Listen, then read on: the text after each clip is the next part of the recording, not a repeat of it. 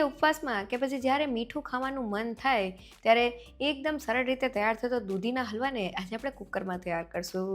તો ના માવો કે મિલ્ક પાવડર કે પછી કન્ડેન્સ મિલ્કના ઉપયોગ વગર આજે આપણે દૂધીના હલવાને ફક્ત દૂધ અને દૂધની મલાઈ સાથે એકદમ ઝટપટ તૈયાર કરશું. જે સ્વાદમાં એટલો જબરજસ્ત લાગે છે કે તેને એકવાર ચોક્કસથી ટ્રાય કરવા જેવો છે. તો ચાલો રેસીપી શરૂ કરીએ. હલવાઈ સ્ટાઇલ દૂધીનો હલવો બનાવવા માટે મેં 2 નંગ અને વજનમાં 800 ગ્રામ જેટલી દૂધી લીધેલી છે.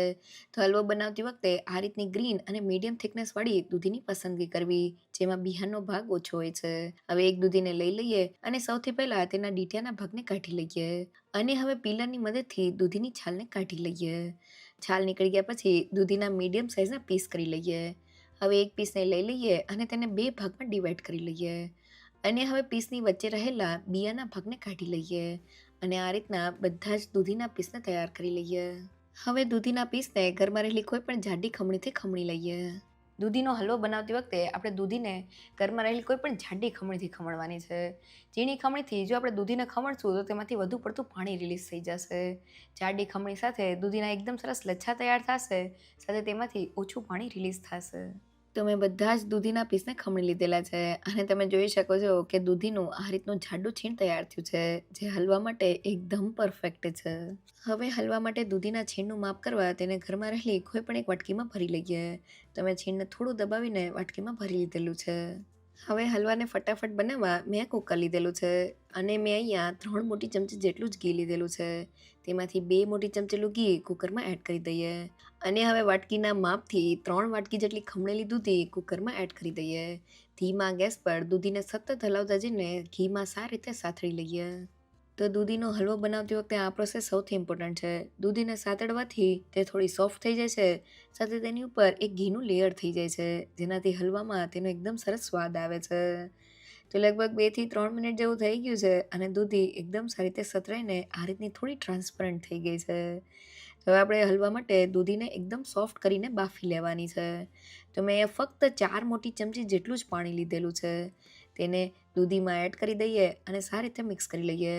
હવે કુકરનું ઢાંકણ બંધ કરી દઈએ અને હાઈ ગેસની ફ્લેમ પર 2 વિસલ કરી લઈએ. કુકરમાં હાઈ ગેસની ફ્લેમ પર ફક્ત 2 વિસલમાં આપણી દૂધી એકદમ સારી રીતે બફાઈ જાય છે.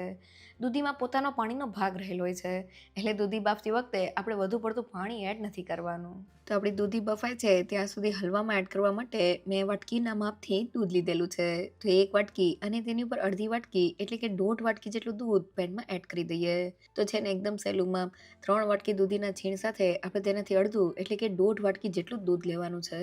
દૂધનું પ્રમાણ આપણે વધુ પડતું નથી લેવાનું. તો દૂધમાં એક ઉભરો આવી ગયો છે. હવે ગેસની ફ્લેમ મીડિયમ કરીને તેને 2 મિનિટ માટે ઉકાળી લઈએ. અને હવે કુકરને જોઈએ તો 2 વિસલ પછી આપણું કુકર ઠરી ગયું છે. હવે તેને ખોલી લઈએ. તો દૂધી એકદમ સારી રીતે બફાઈને સોફ્ટ થઈ ગઈ છે. તો હવે તેમાં ઉકળતા દૂધને એડ કરી દઈએ અને સારી રીતે મિક્સ કરી લઈએ. તો ટ્રેડિશનલી હલવો બનાવતી વખતે જેટલી દૂધી લેતા હોય તેટલું જ આપણે દૂધ લેવાનું હોય છે, પણ અહીંયા આપણે હલવાને કુકરમાં તૈયાર કરેલો છે, એટલે દૂધીને આપણે પહેલેથી જ બાફી લીધેલી છે, એટલે અડધા દૂધ સાથે પણ આપણો હલવો એકદમ સોફ્ટ અને માવેદાર તૈયાર થશે. તો લગભગ 4 થી 5 મિનિટ જેવું થઈ ગયું છે અને બધું જ દૂધ દૂધીમાં એબ્ઝોર્બ થઈ ગયું છે. હવે હલવાને બજાર જેવું એકદમ માવેદાર તૈયાર કરવા માટે મેં ફક્ત અડધી વાટકી જેટલી દૂધની મલાઈ લીધેલી છે. તેને હલવામાં એડ કરી દઈએ અને સારી રીતે મિક્સ કરી લઈએ. તો દૂધીનો હલવો બનાવતી વખતે બસ થોડી દૂધની મલાઈ એડ કરવાથી હલવો એકદમ માવેદાર તૈયાર થાય છે. દૂધની મલાઈ જો ઘરમાં ના હોય તો તમે તેની જગ્યાએ રેડીમેડ માવાનો ઉપયોગ પણ કરી શકો છો. બસ એ વાતનું ખાસ ધ્યાન રાખવાનું છે કે દૂધની મલાઈ આપણે વધુ પડતી એડ નથી કરવાની, નહીં તો મલાઈમાંથી ઘી રિલીઝ થશે અને હલવામાં ઘીનું પ્રમાણ વધી જશે. તો તમે જોઈ શકો છો કે મલાઈ એકદમ સારી રીતે દૂધીમાં એબ્ઝોર્બ થઈ ગઈ છે અને હલવાનું આ રીતનું માવેદાર ટેક્સચર તૈયાર થયું છે.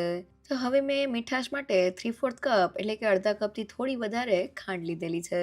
સાથે હલવાને બજાર જેવો દેખાવ દેવા માટે 1 પિંચ જેટલો ગ્રીન ફૂડ કલર એડ કરી દઈએ અને ખાંડને એકદમ સારી રીતે હલવામાં મિક્સ કરી લઈએ.